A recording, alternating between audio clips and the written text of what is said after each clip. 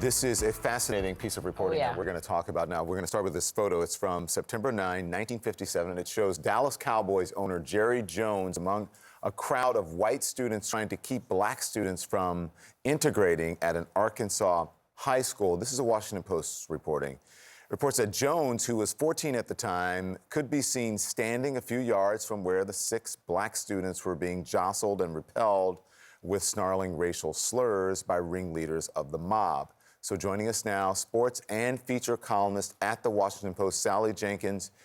Sally broke this story along with her co-author, David Maraniss.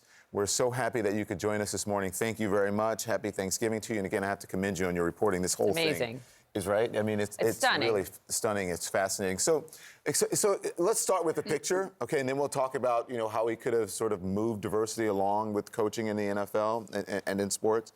Let's start with this photograph, though. What did you learn about this from this photograph? Well, I think the first thing you learn is just how widespread the segregationists were in Little Rock and North Little Rock. Jerry Jones's high school was North Little Rock, which was across the Arkansas River from Central High School, which is the school that got all of the attention when Eisenhower sent in federal troops to protect the Little Rock Nine at that school over there. But the segregationist agitators were actually very active on both sites.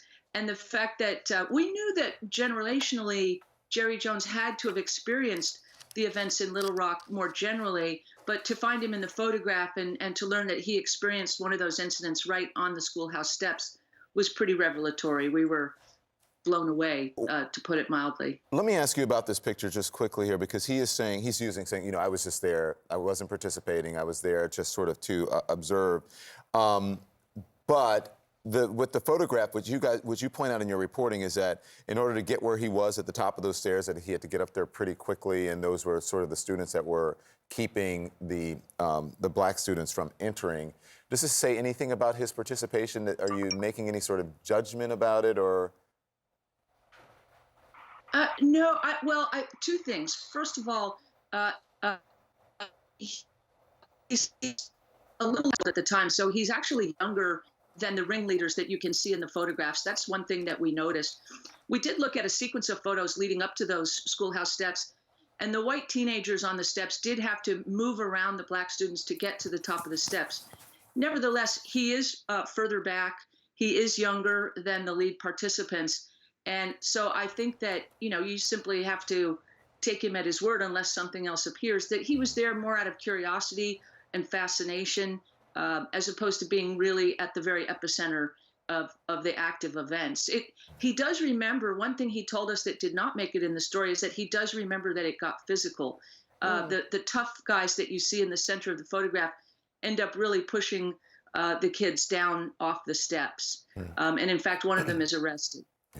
I hope everyone takes a moment to read the reporting that you and David did as they watch football, because the reason you did this is not just about that photo, it's about what it means with his position of power in the league now and the NFL now and the position of power the Cowboys have, right? And this is part of what the Washington Post is doing, examining the NFL's, as you guys call, decades-long failure to equitably promote black coaches, right? And yes. Go ahead. Well, this story is part of a long series we've been doing called Blackout, which is examining the issues in the league about the fact that almost 70% of the workforce is black, and yet there are only 3 head coaches. One of the things our data has found is that mid-level black coaches who do manage to get head coaching jobs waited an average of 9 years longer in mid-level assistant coaching jobs than their white counterparts. So there's some very striking inequities within the league, as the league admits. And by the way, Jerry Jones was the only owner to talk to us for this series in any in-depth way. We give him a lot of credit for sitting down and having this very difficult conversation. Yeah, I'm glad you bring that up, right? They all should have talked to you, by the way. But look, one of the sportscasters, well-known retired sportscaster in Dallas, Dale Hansen, said, "What frustrates me most is he," meaning Jerry Jones, is in such a position, such a leader, that if he would take a strong stance, he could be the force of change in the NFL. And it seems like from your reporting, Jones agrees that he could be the change maker here for the league. He did agree, and that was one of the more interesting things in our conversation with him, which lasted well over 2.5 hours. He said, "I understand that. I agree with that."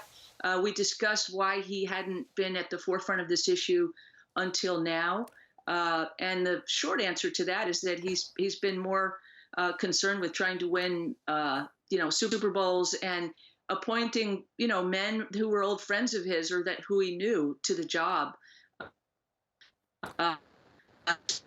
And a college teammate of his second head coach was Barry Switzer, and again, a guy he went way back to Arkansas with. And so, he's forthright in trying to address these tough questions. It doesn't mean you'll always be satisfied by his answers. But again, he was one of the only owner to really sit down and talk to us to this extent about it. All right, so you have to give him some credit there, but I mean, listen, there were failures, and there are failures in the NFL, as this is pointing out. So Sure. then, what is, as you have been reporting this, again, Sally, it's great, everyone should read this, it's fascinating. So what's the solution here? What do you think should be done? Well, I think one solution is the NFL has launched an inaugural accelerator program. It's not a solution. It's a tool. It's a mechanism to try to help owners get to know owners more personally. A lot of times what they lack are the close personal relationships. That's one thing we've heard. Owners don't spend much time with them. Owners talk to lots of head coaches. They talk to very few assistant coaches. If you're an owner of the New York Giants or the Dallas Cowboys, you're not probably spending a great deal of time talking to your running backs coach. So this accelerator program is one idea to try to get those relationships moving along. We'll see if it works. Quite frankly, a much better idea is for a team like the Dallas Cowboys, a real maker of manners, to hire a black head coach and to have a winning record or win a Super Bowl with one. When Tony Dungy was hired and won Super Bowls with the Indianapolis Colts, it definitely did trigger a moment there where the NFL looked like it was going to become much, much more diverse in its head coaching ranks. And then, as our series reported, it actually moved backward. It constricted again. Yeah. Sally Jenkins joins us, and David Moranis is also the co-writer on it. It's from the Washington Post. Jerry Jones helped transform the NFL, except when it comes to race. Again, it is fascinating and in-depth read, and I think everyone should check it out. Thank you. Happy Thanksgiving to you.